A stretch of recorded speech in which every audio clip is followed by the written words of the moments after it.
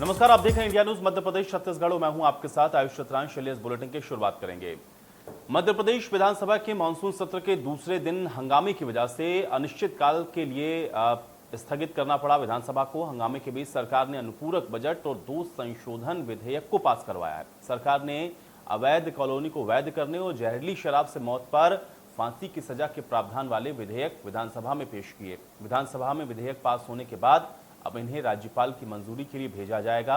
विधानसभा शुरू होते ही महंगाई के मुद्दे पर विपक्ष ने सरकार को जमकर घेरा है। प्रश्नकाल के दौरान पेट्रोल डीजल के दाम को लेकर पूछे गए सवाल पर चर्चा के दौरान नेता प्रतिपक्ष कमलनाथ ने इस मुद्दे को उठाया। इसको लेकर के सदन में हंगामा उस वक्त शुरू हुआ। वहीं मिलावटी और जहरीली शराब के कारोबार पर नकेल कसने के लिए भी आबकारी अधिनियम में संशोधन और अवैध कॉलोनियों के निर्माण को वैध करने के लिए नगर पालिका विधि संशोधन विधेयक सदन में हंगामे के बीच में पास हुआ। प्रदेश में अवैध कॉलोनियों को नियमित करने के लिए नगरपालिका विधि संशोधन विधेयक विधानसभा में पास हो गया। अवैध निर्माण को नियमित कराने के लिए फ्रंट एसओएस पर छूट नहीं मिलेगी।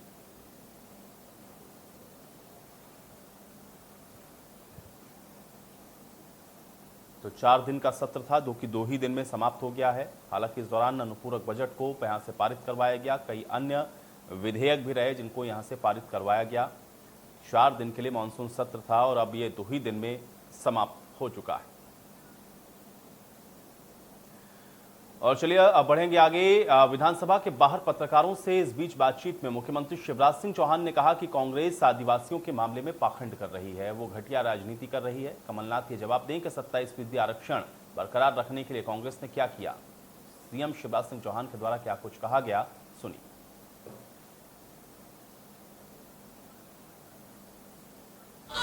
कांग्रेस पाखंड कर रही है, घटिया राजनीति कर रही है,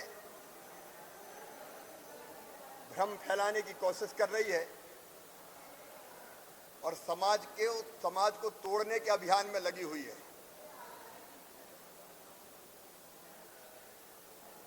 कल उन्होंने भ्रम फैलाने की कोशिश की पिछड़े वर्ग के बारे में। आज मैं कमलनाथ जी से पूछना चाहता हूं, कांग्रेस से पूछना चाहता हूं, आज 27% के लिए एप्रिन पहन के आ गए आरक्षण के लिए।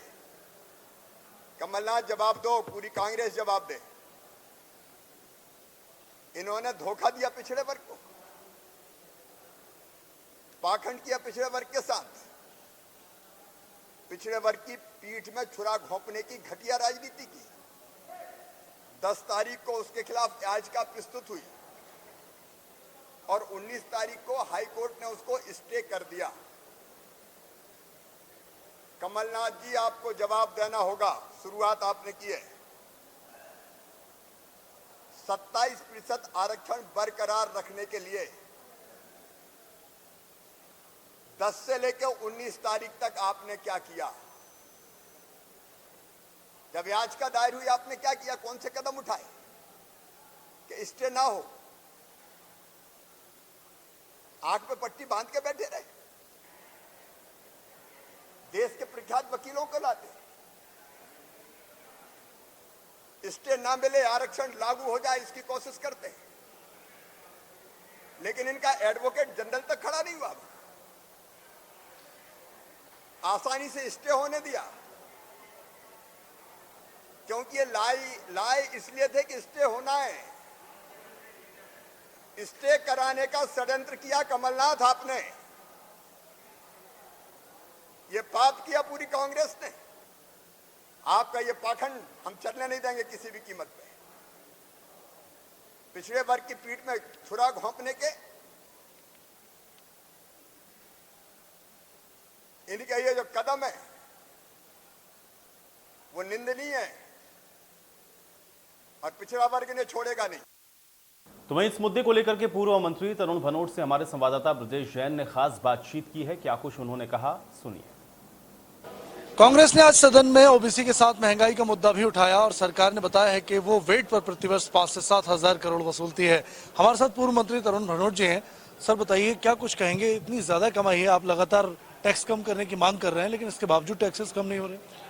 देखिए, भारतीय जनता पार्टी की जो वर्तमान की सरकार है ये आम जनता के ऊपर किसी प्रकार का कोई ध्यान नहीं दे रही है।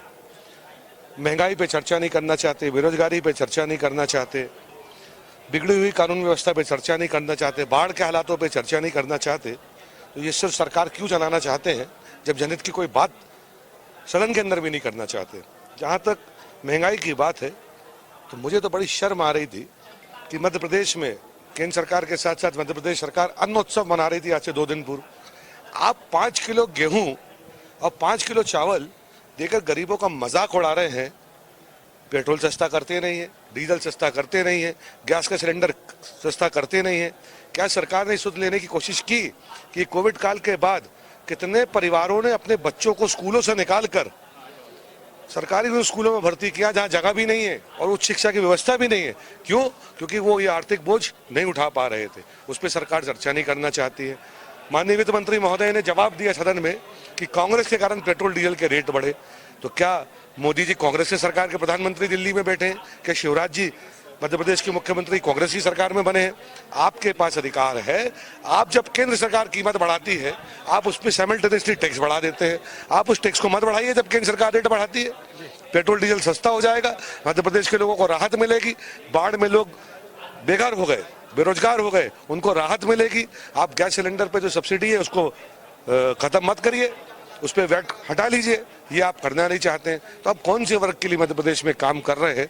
जहाँ मजदूर परेशान, जहाँ किसान परेशान, जहाँ माताएं बहनें जो हमारी गृहिणियां हैं वो परेशान, और कोई राहत नहीं। तो ये सरकार निकम्मापन दिखा रही है। सरकार कहती है कि अभी माली हालत सरकार की ठीक नहीं कोविड काल के बाद और इसलिए टैक्सेस कम नहीं किए जा सकते। आप भी वित्त मंत्री रहे, क्या कुछ फॉर्मूला हो सकता है जिससे जनता को राहत दी जाए? देखिए सर, इससे जनता को कोई सरोकार नहीं कि सरकार की माली हालत खराब क्यों है। सरकार की गलत नीति के कारण सरकार की माली हालत खराब है। सरकार ऐसी नीतियां लेकर आए जिससे सरकार को राजस्व की वसूली भी हो और आम जनता के ऊपर उसका बोझ भी ना आए, जो माननीय कमलनाथ जी की सरकार में 15 महीने में उनकी सरकार में हम कर रहे थे। आप अपनी टैक्सेशन आम जनता के ऊपर बढ़ाकर उसका सुख चैन कैसे छीन सकते हैं, उसके घर के चूल्हे को कैसे बंद करा सकते हैं? और दूसरी तरफ सरकार ये कहती है हमारे पास कमाई नहीं है। कमाई नहीं है, कर्जा लेकर आप क्या कर रहे हैं? आपने मध्य प्रदेश के ऊपर जितना इस साल का बजट नहीं है उससे ज्यादा कर्जा हो गया। आप 25,000 करोड़ रुपए से ज्यादा राशि ब्याज के रूप में मध्य प्रदेश की आम जनता की गाड़ी कमाई की जो अब करों में वसूलते भर रहे हैं, और आप ये कहते हैं हमारे पास पैसा नहीं है। आपकी अव्यवस्था के कारण मध्य प्रदेश की जनता परेशान हो रही है। क्या कुछ स्ट्रेटेजी कांग्रेस की रहेगी? सर, आज आपने मुद्दा उठाया महंगाई को लेकर। सदन में चर्चा नहीं करेंगे, हम सड़क पर बात उठाएंगे। कांग्रेस पार्टी प्रजातंत्र में विश्वास करती है, आम जनता के साथ चलेगी। प्रजातांत्रिक मूल्यों की रक्षा करने के लिए, आम जनता की बातों को उठाने के लिए हम लड़ाई लड़ेंगे।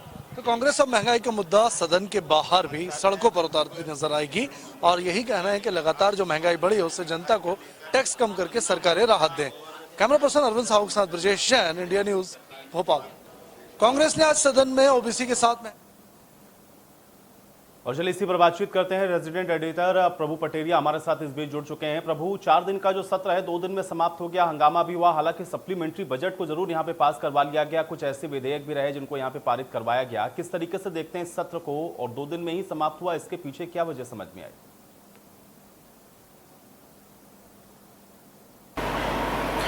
देखिए आयुष, ये कहें कि 4 दिन का सत्र था और 4 घंटे भी नहीं चल सका तो ये ज़्यादा बेहतर होगा, क्योंकि कल पहला दिन था जो श्रद्धांजलि का दिन था और श्रद्धांजलि के बाद सदन की कार्रवाई समाप्त हो गई थी। आज दूसरे दिन सदन की कार्रवाई जो थी, कार्यसूची में काफी विषय थे, पूरे दिन सदन चल सकता था और यदि इन पर ढंग से चर्चा होती तो शायद समय भी बढ़ाना पड़ता, वो स्थितियां जरूर निर्मित हो सकती थी। लेकिन कहीं ना कहीं ये कहें कि चाहे सत्ता पक्ष हो या विपक्ष हो, दोनों ही पक्ष जनता के मुद्दों से भागते हुए नजर आए। विपक्ष का दायित्व होता है विधानसभा में, विपक्ष की जिम्मेदारी है कि वो सरकार को मजबूर करे जनहित के मुद्दों पर चर्चा के लिए। लेकिन विपक्ष का यदि हम दोनों दिन का रवैया देखते हैं तो कल जब श्रद्धांजलि थी तो पहली बार मध्य प्रदेश विधानसभा में ऐसा दिखाई दिया कि कांग्रेस के लोगों ने श्रद्धांजलि के बीच में व्यवधान डाला। वो कल आदिवासी दिवस का मुद्दा लेकर आए थे कि आदिवासी दिवस के अवकाश क्यों खत्म कर दिया गया कई जिलों में, उस मुद्दे को लेकर कल उन्होंने चर्चा करने की कोशिश की, उसको लेकर हंगामा खड़ा हुआ। आज यदि विधानसभा दूसरे दिन चला तो प्रश्नकाल में जिस तरीके से महंगाई के सवाल का जवाब आया था, एक बड़ा अच्छा मुद्दा था जिसको लेकर अभी हम तरुण भनोट जी को भी सुन रहे थे कि किस तरीके से महंगाई पर राहत जनता को दी जा सकती थी, उपाय उस पर चर्चा होती तो शायद बेहतर होता। लेकिन कांग्रेस आज ओबीसी आरक्षण के मुद्दे को लेकर हाउस में आई चर्चा करने के लिए, काला एप्रन पहनकर कांग्रेस के सदस्य आए और ये वो मुद्दा है आयुष जो विधानसभा के अधिकार क्षेत्र के बाहर है। ये मुद्दा हाई कोर्ट में लंबित है, हाई कोर्ट में इस पर सुनवाई हो रही है, आज भी इस पर सुनवाई है हाई कोर्ट में। इस मुद्दे पर सदन में चर्चा करके एक मामले को अनावश्यक तूल देकर जो जनता से जुड़े हुए मुद्दे हैं उस पर कहीं ना कहीं चर्चा नहीं की गई। कई 6 महत्वपूर्ण विधेयक पारित हुए हैं जिनमें बिना चर्चा के पारित हुए, जिसमें यदि अवैध जहरीली शराब का मामला है तो उसमें आजीवन कारावास और उम्र कैद तक की सजा का प्रावधान है। अवैध कानूनों को वैध करने का मामला है। ये मुद्दों पर चर्चा होती तो कुछ नए बिंदु आते, जनता से जुड़े सुझाव आते विधायकों के, उस पर कुछ बेहतर ढंग से उसको विधेयक को रूप दिया जा सकता था, संशोधन होता उसमें, तो वो तमाम चीजें रह गई। सरकार ने अनुपूरक बजट पेश किया अपना पहला 4,400 करोड़ रुपए से ज्यादा का। उस अनुपूरक बजट का प्रावधान कहाँ किया गया है? कोरोना से जिन लोगों की जान चली गई उनको कितनी राहत दी जा रही है? अस्पतालों के सुधार की क्या व्यवस्था की जा रही है? बाढ़ प्रभावितों का मुद्दा था मध्य प्रदेश में, 70 साल बाद ऐसी भीषण बाढ़ आई मध्य प्रदेश में, कई जिले डूब गए, श्योपुर में तो अभी भी कई गांव पानी में डूबे हुए हैं। वो मुद्दे उठाए जा सकते थे। और आयुष एक बड़ी रोचक मामला विधानसभा में दृश्य दिखाई दिया कि पूरी कांग्रेस जहां आदिवासी मुद्दे को लेकर हंगामा कर रही थी, वहीं कांग्रेस के श्योपुर के विधायक बाबूलाल जंडेल वो अपना कुर्ता फाड़कर श्योपुर के बाढ़ पीड़ितों की व्यथा विधानसभा परिसर में लोगों को, पत्रकारों को, सबको दिखाते रहे। तो ये एक तरीके से ये कहीं कांग्रेस का कहीं ना कहीं विरोधाभास, अंतर विरोध दिखाई दे रहा था। तो जैसा मैंने पहले कहा कि विपक्ष का फर्ज होता है कि वो सत्ता पक्ष को चर्चा के लिए मजबूर करे, तो कहीं ना कहीं इस पूरे मामले में एक गलत दिशा देकर एक ऐसे मुद्दे को लेकर कि जिस मुद्दे का वोट बैंक का प्रभाव है। आयुष मध्य प्रदेश में अभी 4 उपचुनाव होने हैं, जिसमें 1 लोकसभा का उपचुनाव है, 3 विधानसभा के उपचुनाव हैं।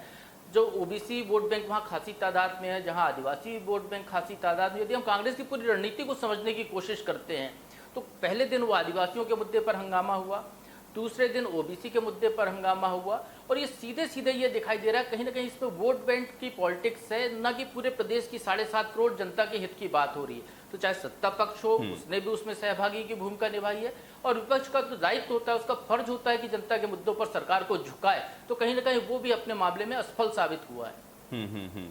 चलिए, ब्रजेश भी इस बीच हमारे साथ जुड़ चुके हैं भोपाल से। ब्रजेश, चूंकि हम लोगों ने देखा कि 4 दिन का ये पूरा सत्र था, लेकिन 2 दिन ऑफिशियली तो हम यही मानेंगे, हालांकि प्रभु जी तो कह रहे हैं कि 2 दिन भी नहीं, मान के चलिए कि 2 घंटे भी नहीं चले सही से।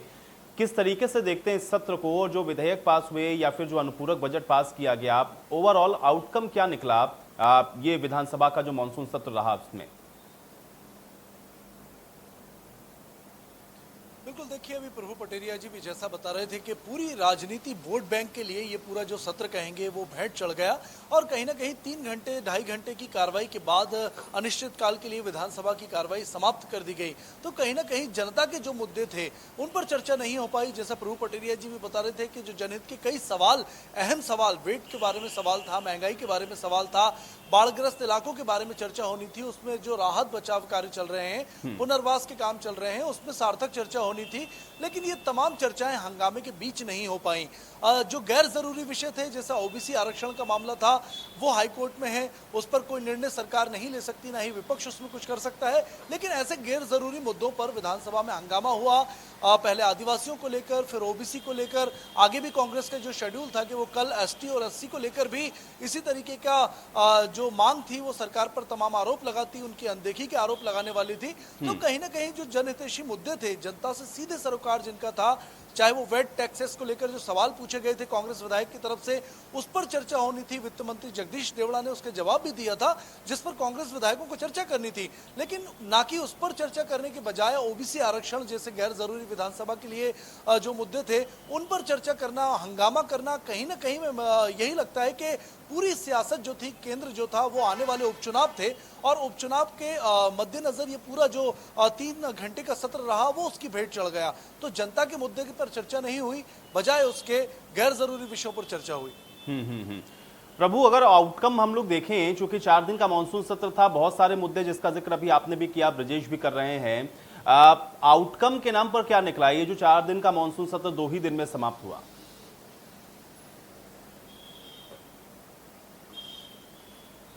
देखिए आयुष, आउटकम यदि देखें तो सरकार को जो विधेयक पारित करा, चर्चा के विधेयक पारित करा लिए, सरकार ने बिना चर्चा के अनुपूरक बजट पारित करा लिए, सरकार की उपलब्धि है।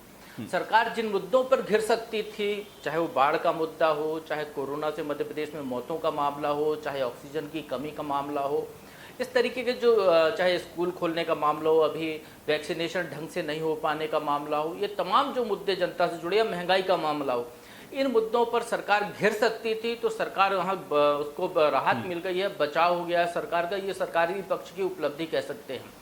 विपक्ष की उपलब्धि यदि ये देखी जाए तो विपक्ष ने जिस तरीके की विधायक दल की बैठक पहले की थी सत्र के पहले और अपनी रणनीति बनाई, तो शायद उसने तय कर लिया था कि उसको विधानसभा में केवल अपने जो 4 उपचुनाव उसके चुनावी लाभ के विषयों पर ही बात करनी है। तो वो अपने यदि कहें कि वो संदेश देने में सफल हो गई है जनता को प्रदेश की, कि वो आदिवासी वर्ग को संदेश देने में सफल हो गई कि आदिवासी वर्ग का अवकाश यदि खत्म कर दिया गया तो आदिवासी अस्मिता पर सवाल उठाने की बात हो गई है।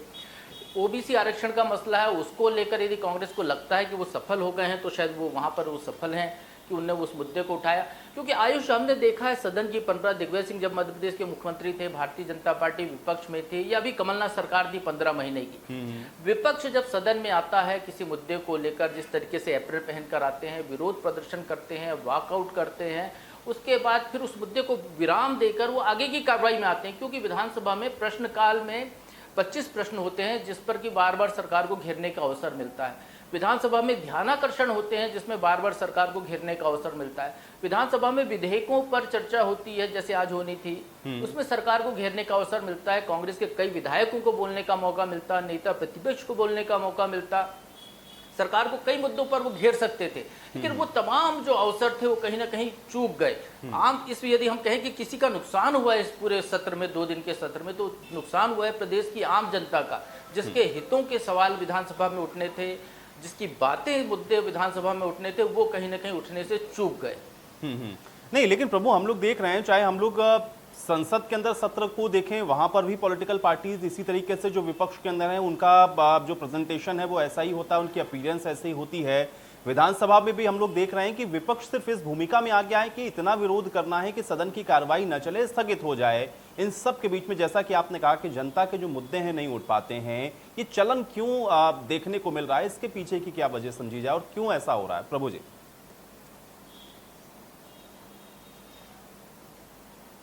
देखिए आयुष, इसका सबसे बड़ा कारण तो हम ही लोग हैं। जब मीडिया मौजूद होता है हम उन्हीं खबरों को उठाते हैं, वो जनता को वही चीज़ें सुनाते हैं, इसके पीछे के कारण पर नहीं जाते हैं। उनको ये लगता है कि एक प्रचार, वो जो लाइन संदेश देना चाहते हैं वो एक लाइन का संदेश उनने दे दिया कि आदिवासियों के मामले उनने एक पॉइंट रेज कर दिया कि सरकार आदिवासियों की विरोधी है, सरकार ओबीसी की विरोधी है। ये उनको लगता है कि उनने एक पॉइंट रेज कर दिया। लेकिन केवल आदिवासी मध्य प्रदेश में रहते हैं क्या? केवल ओबीसी वर्ग की केवल एक ही समस्या है क्या आरक्षण की? उसकी और कोई समस्या नहीं। जो बाढ़ प्रभावित क्षेत्र है, चाहे श्योपुर से लेकर हम भिंड, मुरैना, गुना, ग्वालियर तक देखें, या टीकमगढ़ अंचल तक चले जाए, नेवाड़ी तक जहाँ बाढ़ आई है, वो बाढ़ से प्रभावित आदिवासी वर्ग भी हुआ है, बाढ़ से प्रभावित ओबीसी वर्ग हुआ है, बाढ़ से प्रभावित सवर्ण वर्ग भी हुआ है। सभी समाज, सभी वर्ग के लोगों को बाढ़ ने एक जैसा प्रभावित किया है। वो मुद्दे ज़्यादा महत्वपूर्ण थे। कोरोना में मौत हर वर्ग के लोगों की हुई है, किसी एक वर्ग की हुई हो ऐसा नहीं कह सकते। तो ऐसे तमाम मुद्दे थे। लेकिन जैसे मैंने पहले कहा आयुष, ना तो सरकार चाहती है कि उसको घेरा जाए, कि जरूरी मुद्दे, जनता से जुड़े मुद्दे उठेंगे तो सरकार पर सवाल आएंगे। सड़कें खराब हैं पूरे प्रदेश की, यदि उस मुद्दे को कांग्रेस उठाना चाहती, भोपाल राजधानी की सड़कों की तस्वीरें अखबारों में छपी हैं, वो मुद्दे उठाना चाहती तो शायद वो बड़ा प्रभावी होता जनता के लिहाज से। लेकिन ये एक जो वोट बैंक पॉलिटिक्स होती है, चाहे वो संसद की, जैसा आप कह रहे थे, वहाँ की बात करें, उनने अपना एक मुद्दा चुन लिया, उस मुद्दे पर वो खेलते हैं। जनता से वो जुड़ाव नेताओं का तभी होता है जब वो चुनाव के दौरान जाते हैं या कोई घोषणा करते हैं। बाकी उनको लगता है कि किसी जो तत्कालिक उनकी जरूरत है, जैसे मध्य प्रदेश में भी 4 उपचुनाव हैं, तो जो तत्कालिक ज़्यादा बड़ी तादाद में वोट बैंक को प्रभावित कर सकता है, वो मुद्दे उठाने की कोशिश राजनीतिक दल करते हैं। उसी के बचाव में सत्ता पक्ष भी दिखाई दिया।